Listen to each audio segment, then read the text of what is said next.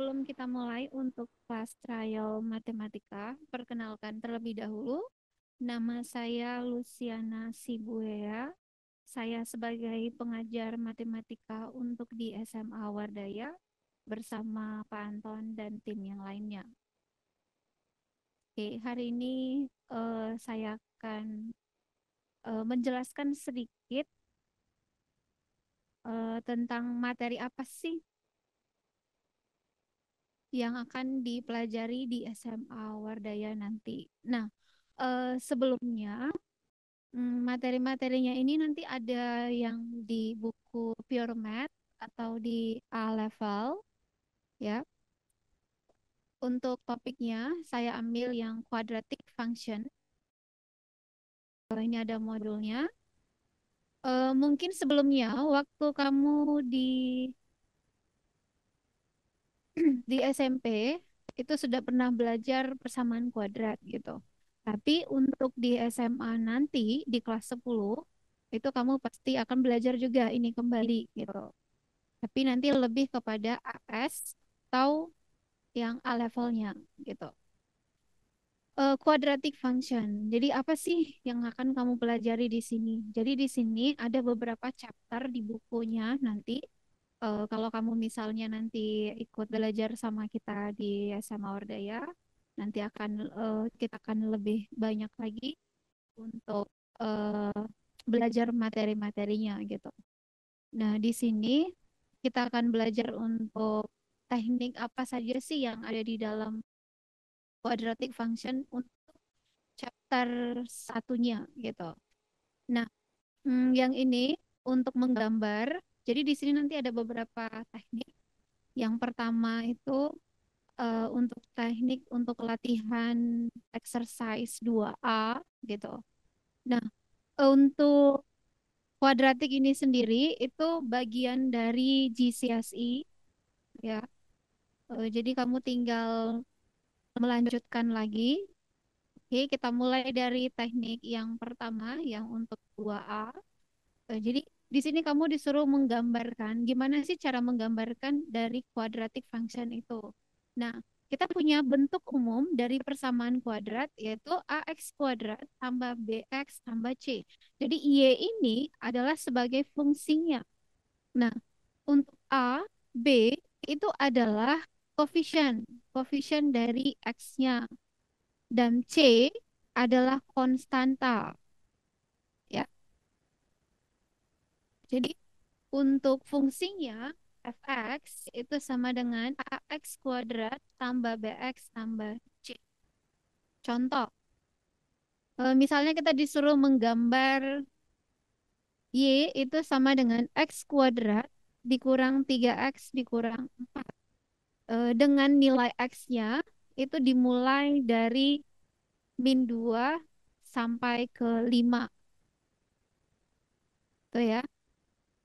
Nah, tinggal kita masukkan. Berarti kalau dia nilainya dari min 2, berarti kita punya nilai X-nya. Berarti ini dari min 2, min 1, 0. Oke, mulai dari 0, 1, 2, 3, 4, sampai 5 gitu. Jadi batasnya sampai di situ. Nah, nilai X ini kita substitusikan ke Y-nya, ke fungsi Y-nya. Berarti X kuadrat min 3X kurang 4. Jadi kamu masukkan kalau misalnya X-nya kita ambil min 2, berarti min 2 kuadrat, berarti itu sama dengan, nah tinggal kamu masukkan, berarti kalau dia min 3X, jadi ganti X-nya jadi min 2, berarti ini jadi min 6, tapi minusnya belum hitung gitu. Jadi buat aja min 6 dulu, kemudian ini ada 10, 10 itu berarti ini penjumlahannya, sehingga kamu dapat Y-nya sama dengan 6. Atau kamu bisa buat langsung Y sama dengan, tadi ini 4 ya, 4. Yang ini 3 kali min 2 berarti minus-minus jadi plus, plus 6 kurang 4. Atau ini sama dengan Y equals to 6 gitu. Oke, kita lanjut lagi. Untuk menggambarkannya, kita kan sudah punya misalnya ini semuanya sudah kita cari mulai dari min 2 sampai ke 5 gitu ya. Dengan cara yang tadi. Nah, kita sudah punya tadi Y itu sama dengan X kuadrat dikurang 3X dikurang 4. Kalau kita semuanya substitusikan nilai X-nya, maka kita punya nanti nilai Y-nya itu 6, 0, min 4, min 6, min 6, min 4, dan 0, dan 6. Nah, titik inilah yang kita buat jadi X, Y nantinya. X, Y. Nah, ini baru, oke. Nah, X, Y berarti ini min 2,6. Min 2,6 kamu tentunya sudah belajar koordinat kartesius. Ini namanya koordinat kartesius.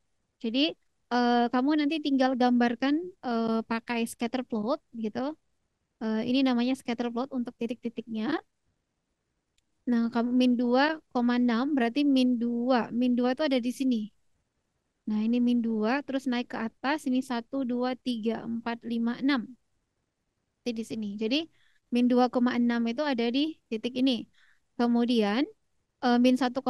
Nah, yang selebihnya kamu bisa lihat. Jadi tentukan dari nilai titik X-nya berapa, kemudian Y-nya berapa di sini gitu ya. Jadi saya ajarkan hanya untuk ini dulu cara menggambar grafiknya. Jadi kita punya nanti di sini nilai Y-nya. Jadi kalau kurvanya, ingat ya, kalau kurvanya bentuknya U seperti ini, berarti ini nilai A, ini kan sebenarnya A di sini. X gitu ya. Dari bentuk fungsi yang pertama, nih AX kuadrat tambah BX tambah C gitu. Nah, jadi bentuknya seperti ini, berarti A-nya itu besar dari nol. Kemudian kalau dia bentuknya seperti N, bukan U seperti ini, berarti ini A-nya less than zero gitu. Ya. Nah, kita disuruh cari minimum. Minimum berarti yang di sini dong titiknya, di sini. Kalau misalnya di persamaan kuadrat in national gitu ya. Kalau di nasional dia bilang itu titik puncaknya, tapi puncaknya itu ada di bawah, berarti ini adalah minimumnya. Nah, ini kalau dihitung itu sekitar 1,5 atau 1,5. Tinggal kamu masukkan 1,5 berarti 1,5 kuadrat dikurang 3 kali 1,5. Nah, kamu dapat nanti di sini minus 6,25 gitu ya. Oke, sampai di sini bisa dulu paham? Paham untuk ininya? Oke, kalau masih paham, saya lanjut. Kalau misalnya ada yang mau bertanya, nanti silahkan bertanya ya. Oke, saya lanjutkan lagi. Nah, kita sudah punya Y-nya gitu. Berarti kamu tinggal cari level untuk level dosimetri itu tinggal kamu perpanjang nanti garis simetri yang ini gitu. Ini berarti sumbu simetrinya gitu ya. Sumbu simetri ini nanti ada gunanya juga nanti pas kamu belajar untuk yang lainnya ya. And then the next teaching for exercise 2B. Jadi exercise 2B-nya itu tentang faktorisasi. Tentunya kamu pernah pastinya sudah pernah belajar faktorisasi atau memfaktorkan gitu, memfaktorkan bentuk persamaan kuadrat. Jadi kalau misalnya persamaan kuadrat ini gimana sih Bu kalau misalnya kita tidak bisa memfaktorkan? Berarti kita bisa pakai apa nanti kalau misalnya kalau nggak bisa faktor nanti untuk mencari nilai X-nya ini solvingnya kita bisa pakai rumus ABC. Cuma di sini disuruh faktorkan dulu. Oke, for example, solve the equation x squared equals to 9x. Berarti move ini. Jadi 9x ini pindahkan ke sebelah kiri, artinya dia jadi minus 9x. Berarti ini sudah bisa kita faktorkan. Sudah, gitu. Berarti tinggal x dikali. Kenapa x-nya kita keluarkan? Karena dua-duanya di sini ada x gitu ya. Jadi dia mengandung unsur X di sini. Jadi X-nya itu yang kita keluarkan satu. Nah, karena ini sama saja dengan X kali X, X kuadrat. Kemudian X kali min 9 kan min 9X. Nah, dari sini kita punya nilai X yang ini itu sama dengan 0. Dan yang ini berarti X kurang 9 sama dengan 0 dengan X sama dengan 9. Oke, sampai di sini mungkin masih bisa? Masih ya? Oke. Oke, gimana kalau misalnya kita punya yang seperti ini? Oke, sorry, di sini sudah saya buat langsung untuk pembahasannya. X kuadrat kurang 2X kurang 15 itu sama dengan 0.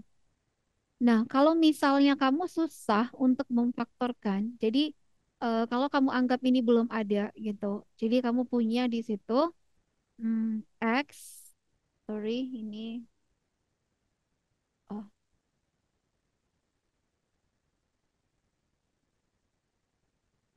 jadi kita buat dulu X, sorry ya, ini pennya tidak sinkron, tuh,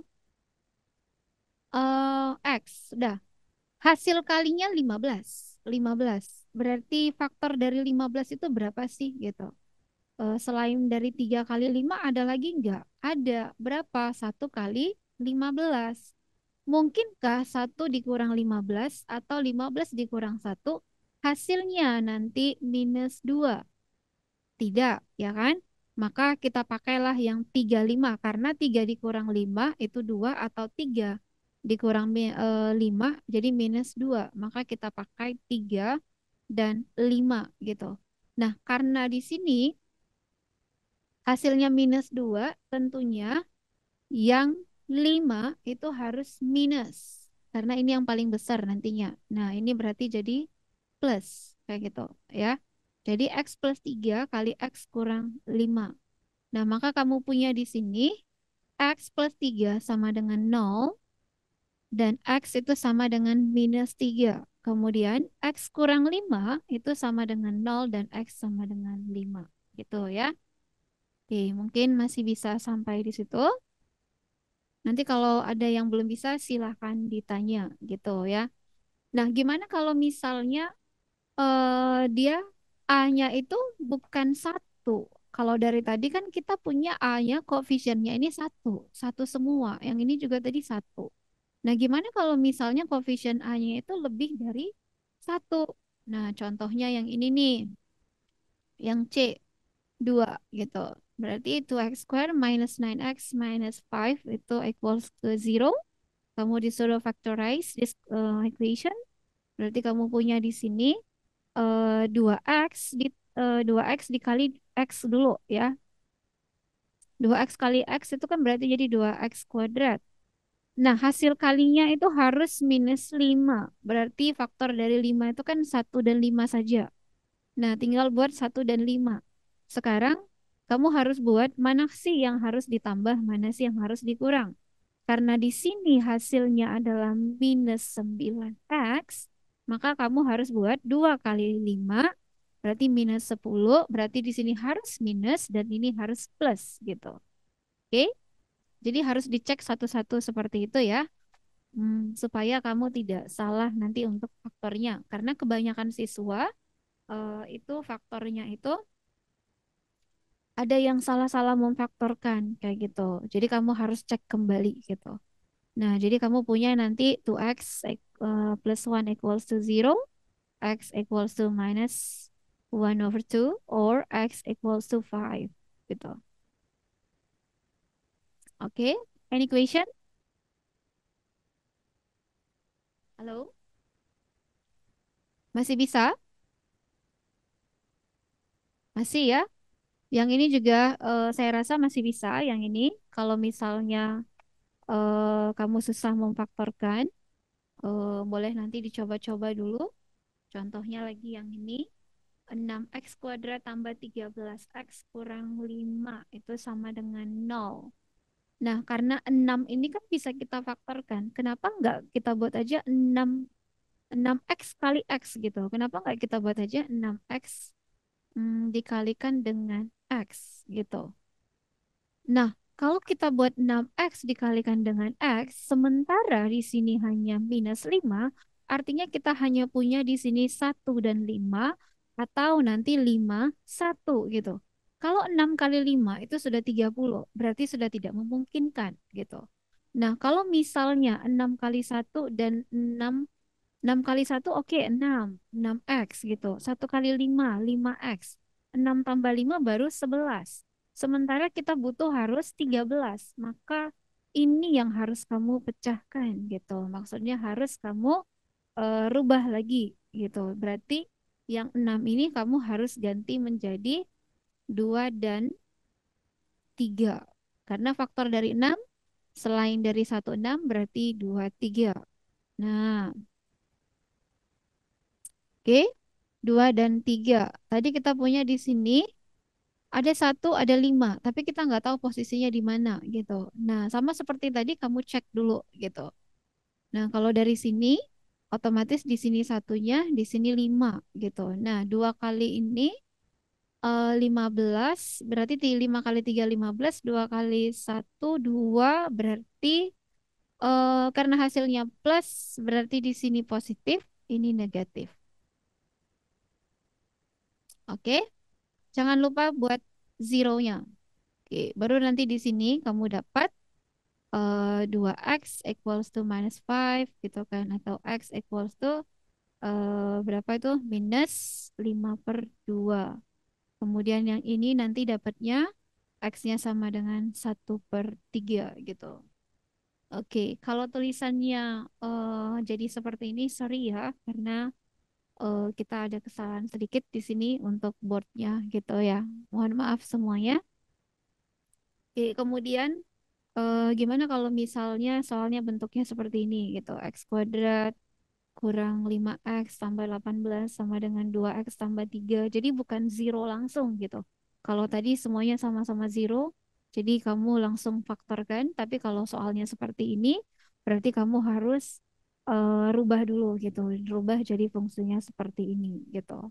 Ya, itu untuk di 2B-nya gitu. Oke, mungkin sampai di sini masih bisa. Ya, untuk faktornya, kalau ini dia tuh real roots, artinya ini dua akar kembar ya, ini akar kembar. Nanti ini ada gunanya, nanti kamu akan pakai terus, kuadratik ini akan dipakai terus sampai ke chapter-chapter berikutnya gitu. Sampai kamu belajarnya nanti circle gitu, atau equation of circle dan yang lainnya, itu juga pasti pakai ini gitu ya. Nah, yang ini untuk dua akar, ingat kalau akar atau roots itu dia pasti nilainya plus minus gitu ya. Jadi harus pakai plus minus. Nanti kalau misalnya questionnya ada dibuat x greater than zero, artinya kamu hanya ambil yang positifnya saja. Tapi kalau dia bilang less than zero gitu atau x-nya less than zero gitu, berarti kamu pakai ini sebagai solutionnya kayak gitu. Kalau misalnya x-nya besar dari nol, berarti solutionnya yang ini gitu. Tapi kalau tidak ada dikasih syaratnya, berarti dua-duanya harus jadi solution gitu ya. Oke, saya rasa itu cukup ininya cukup jelas. Halo, cukup jelas yang ini? Cukup jelas ya. Oke, kita lanjut. Quadratic function. Nah, ini completing square. Completing square ini mudah ya. Kamu cuman gunakan rumusnya begini. Jadi kamu misalnya punya persamaan kuadrat, ya persamaan kuadratnya itu misalnya ax kuadrat tuh ax kuadrat tambah bx gitu ya. Sebenarnya di sini ada a-nya gitu, tapi di sini saya tidak buat. Sorry, ini harusnya ada a. Ax kuadrat tambah bx gitu. Nah, a ini kamu boleh keluarkan di sini kayak gitu. Jadi a kali x plus b per 2 gitu. Jadi b per 2. Kenapa b per 2? Sebenarnya karena di sini koefisien dari a-nya ini tadi dia karena x kuadrat saja tidak ada a-nya berarti 2 kali 1 kayak gitu. Jadi nanti kalaupun misalnya di sini Ini kan kalau untuk X kuadrat tambah 8X ya. X kuadrat tambah 8X itu kamu completing square berarti ini X tambah 8 dibagi 2 jadi 4. Nanti dikurang 8 bagi 2 atau 4 kuadrat gitu. Nah, gimana kalau misalnya saya rubah ini? Saya ganti menjadi 2X kuadrat ditambah 8X. Nah, ini disuruh completing square. Nah, kalau misalnya kamu disuruh completing square ini belum bisa langsung kamu komplitkan. Berarti kamu harus apakan dulu? Berarti ini kamu faktorkan dulu. Ini jadikan dia bentuknya seperti ini. Ini saya hapus saja dulu aja. Saya buat di atas saja. Harusnya kan AX kuadrat tambah BX gitu ya.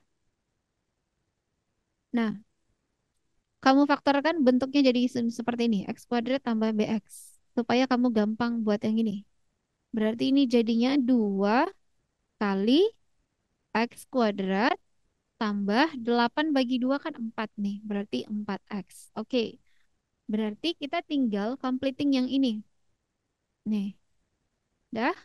Caranya kamu tinggal buat di sini 2 dikali. Kenapa kalinya saya bedakan gitu? Karena kurungnya ini nanti akan dipakai yang ini satu lagi gitu. Jadi buka kurung.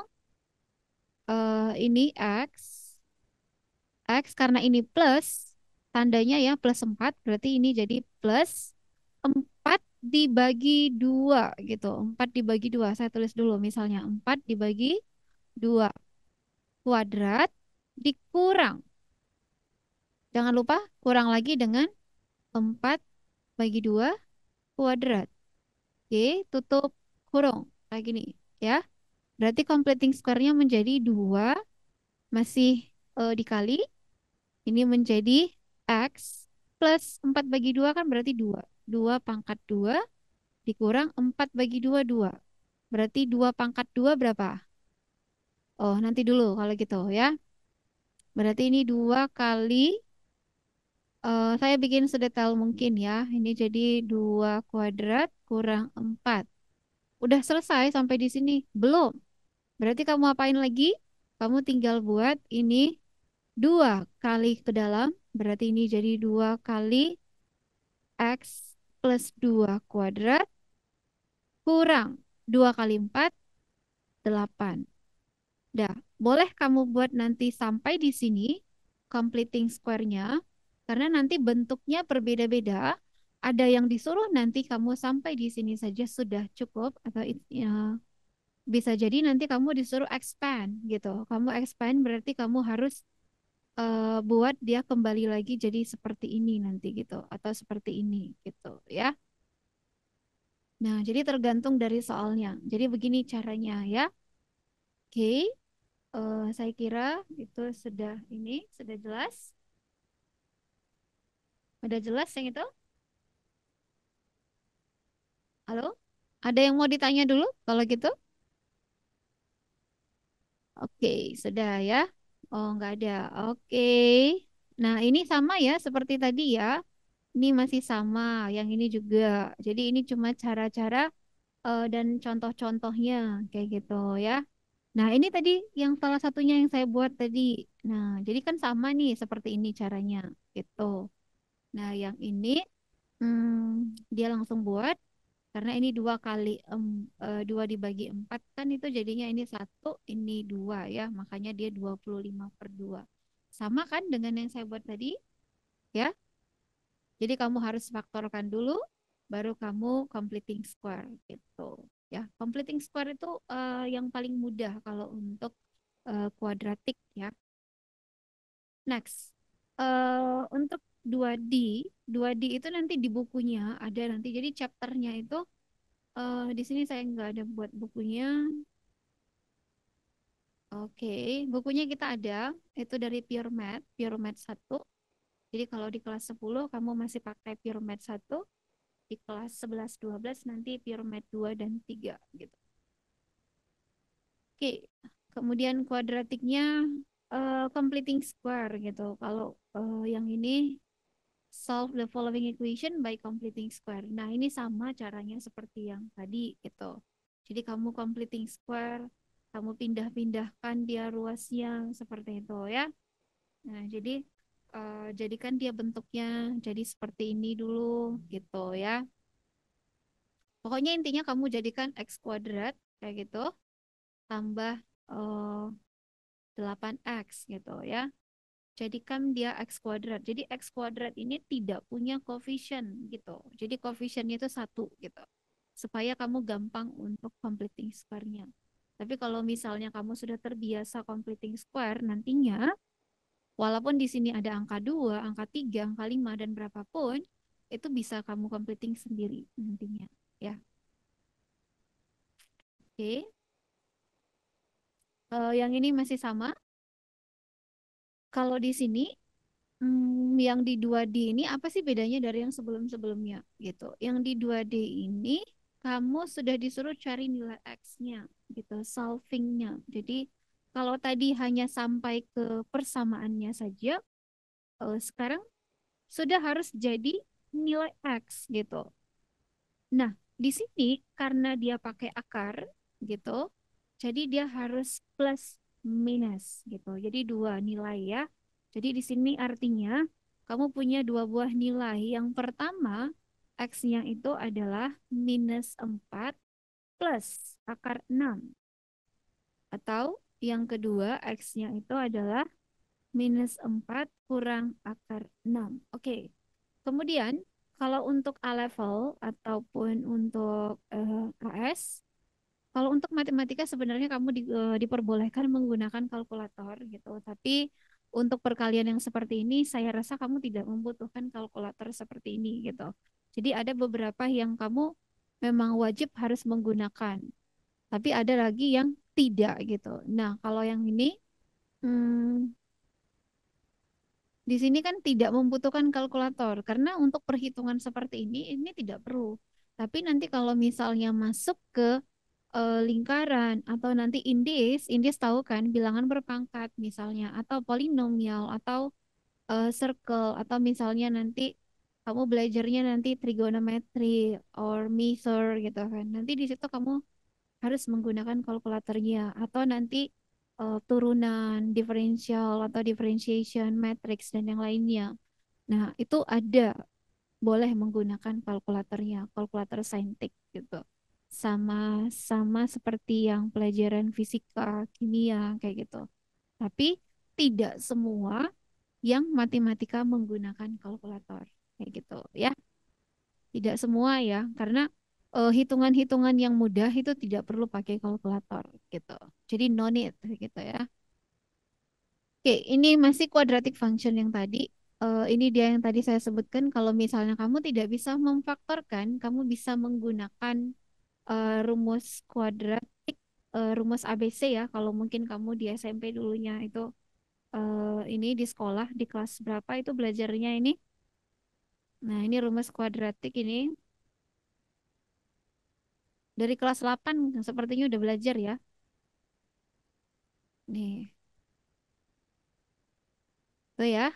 Yang ini kalau completing square. Nih, oke. Sorry, ini ini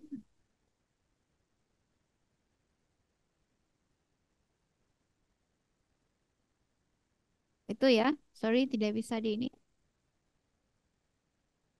Rumusnya itu yang ini yang sepanjang ini kamu lihat, ini hanya pembuktian dari mana sih dapatnya rumus kuadratik formula itu gitu. Dari mana sih dapatnya rumus ABC itu gitu.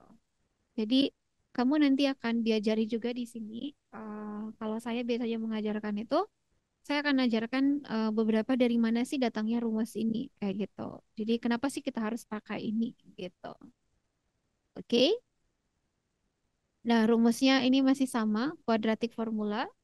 Kuadratik formula itu X, kalau biasanya di sekolah mungkin ada tulisannya X1, X2, kayak gitu, X1,2 gitu. Itu sama ya dengan yang ini. Jadi minus B plus minus B plus minus root 2B square minus 4AC Sebenarnya yang ini B kuadrat, jadi yang ada tulisannya B kuadrat dikurang 4AC ini sama dengan diskriminan. Diskriminan ya. Jadi diskriminan itu rumusnya ini gitu. Kemudian kalau untuk soal seperti ini kamu tidak harus disuruh cari diskriminannya berapa gitu kan. Nanti ya itu ada timesnya kamu belajar yang seperti itu gitu.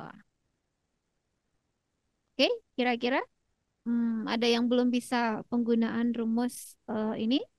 Jadi kalau misalnya kuadratik ini, kapan sih kamu bisa gunakan ini? Ingat aja, bentuk umum dari quadratic equation itu adalah ax kuadrat ditambah bx gitu ya, ditambah c sama dengan nol.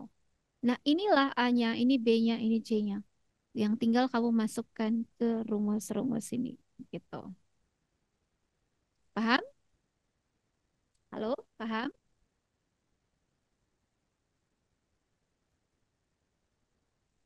Paham. Oke. Sejauh ini ada yang mau ditanya dulu?